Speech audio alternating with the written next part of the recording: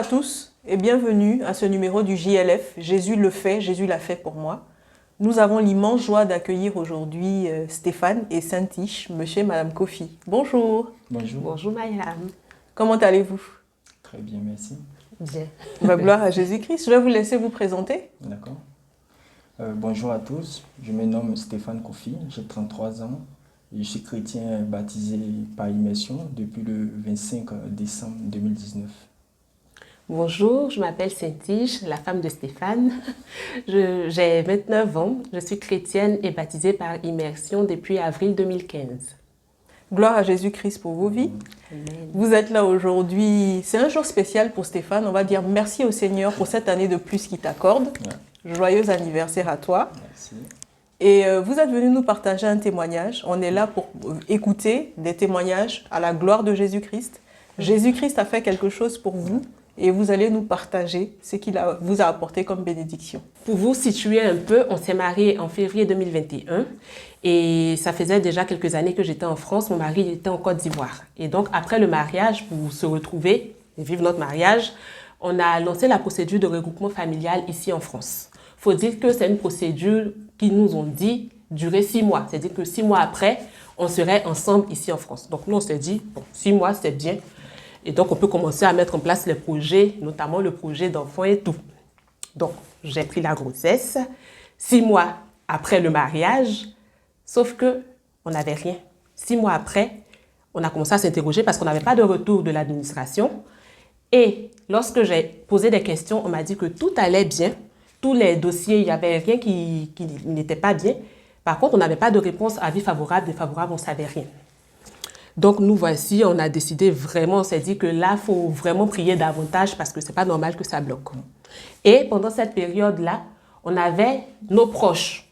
Tantôt, il y a un groupe de proches qui nous disait « ça va aller, Dieu sait ce qu'il fait, vous allez recevoir votre avis favorable ». Et à côté, on avait d'autres proches qui nous disaient « ah, ça va être compliqué ». Les histoires comme ça prend du temps, on ne sait pas.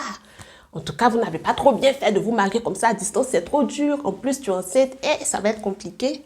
Et toi aussi, il y avait des personnes qui te disaient que pour le travail, après, je te laisse. Exactement. En fait, pour moi aussi, il y avait des personnes qui disaient que ça n'allait pas fonctionner, la procédure de regroupement familial était difficile et que on pouvait même attendre 2 ans, 3 ans. Il y avait pas mal de choses que j'entendais. Les gens, de mon côté aussi, j'étais je croyais en même temps, j'étais très sceptique parce qu'il y avait pas mal de personnes en fait qui me disaient que ça n'allait pas fonctionner ou qui nous racontaient en fait l'expérience qu'ils avaient vécue sur le regroupement familial. En tout cas, il y avait tout. Il y avait tout pour nous décourager, il y avait tout pour ne pas croire que finalement on allait se retrouver. Et ça a été vraiment une période très, très, très difficile. Et du coup, après tout ça, on s'est dit, on sait en qui on a cru. On a fléchi genoux devant Dieu, vraiment, on a dit au Seigneur qu'on ne s'est pas marié pour vivre éloigné. Et nous savons que tu es à la base de ce mariage-là. Du coup, on te confie tout, on laisse tout faire, on ne va pas écouter tout ce qui se passe à gauche, à droite. On sait que si la procédure a été lancée, c'est que tu as un plan pour nous. Et on a prié sur cette base-là.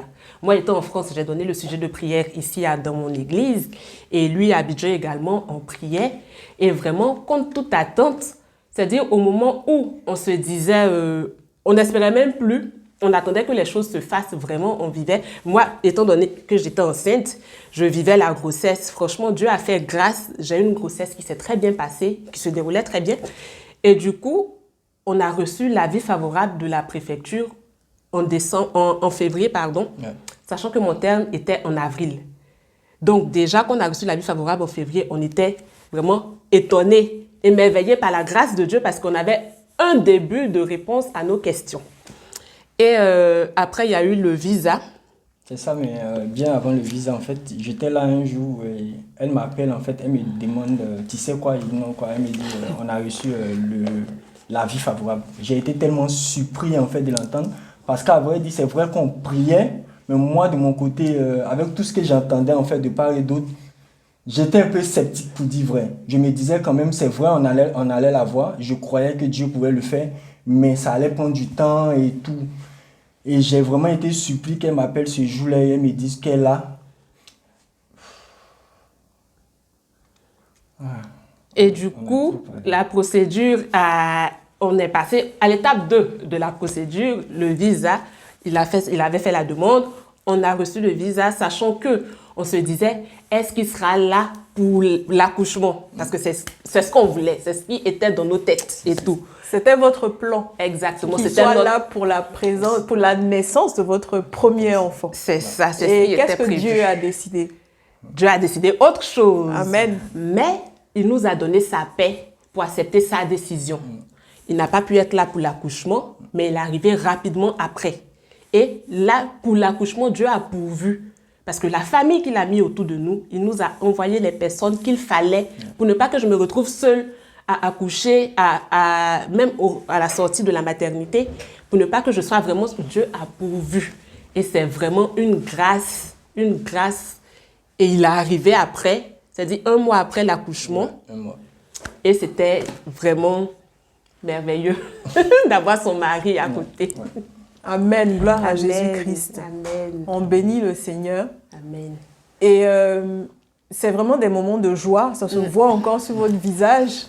Et je voudrais savoir si vous connaissez d'autres couples qui traversent la même situation. Qu'est-ce que vous pouvez leur apporter comme encouragement? Qu'est-ce que vous pouvez leur dire?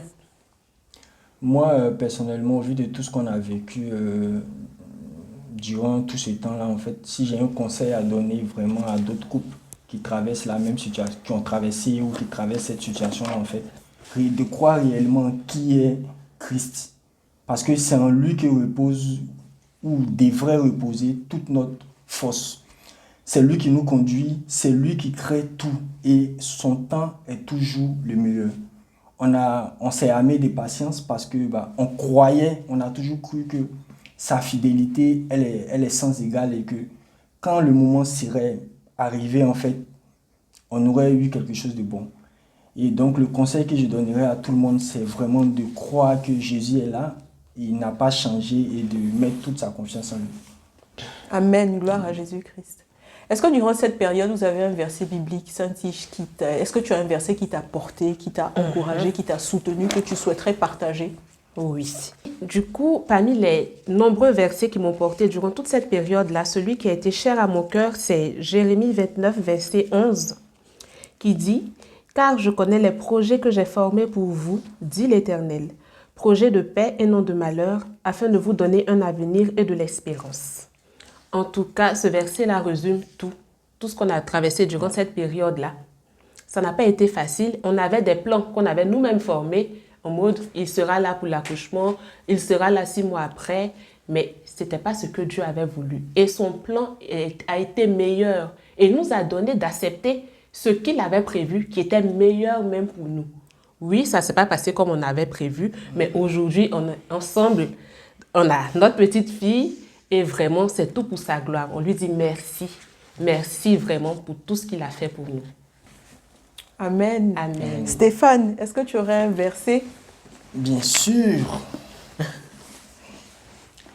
Déjà, il y a le verset qui me touche et à chaque fois que je pense à tout ça, en fait, c'est dans le livre des Proverbes 19, verset 21, où il est écrit « Il y a dans le cœur de l'homme beaucoup de projets, mais c'est le dessein de l'Éternel qui s'accomplit. » Amen. Gloire à Vraiment, Jésus-Christ. ça résume tout. Ça résume tout ce qu'on a vécu et c'est ça. Merci Seigneur. On bénit son nom pour ce qu'il a fait pour vous, pour ce qu'il fera encore. Il n'a pas fini, il a d'autres projets pour vous. Amen. On vous remercie pour votre persévérance aussi, pour votre patience. Et puis, on espère vraiment que Christ sera toujours votre pilier, le centre de votre vie de couple et de famille. Amen. Demeurez bénis pour ce Amen. témoignage que vous nous avez apporté, qui, on le sait, fortifiera d'autres couples. Merci Seigneur pour ses bontés et ses grâces à notre égard. Merci à tous pour ce temps passé ensemble et que la grâce du Seigneur Jésus-Christ soit avec votre esprit. À très bientôt. Amen. Alléluia! Le châtiment qui nous donne la paix est tombé sur toi, Jésus. Mais c'est par tes meurtrissures que nous sommes guéris. Quand les épreuves m'accablent, je pourrais t'oublier. mais je choisis de prier. Quand les épreuves m'accablent, je pourrais t'oublier, mais je choisis de briller. Je veux persévérer dans la sainteté. Je veux persévérer dans mon intégrité. Je veux persévérer. Tu m'as appelé et tu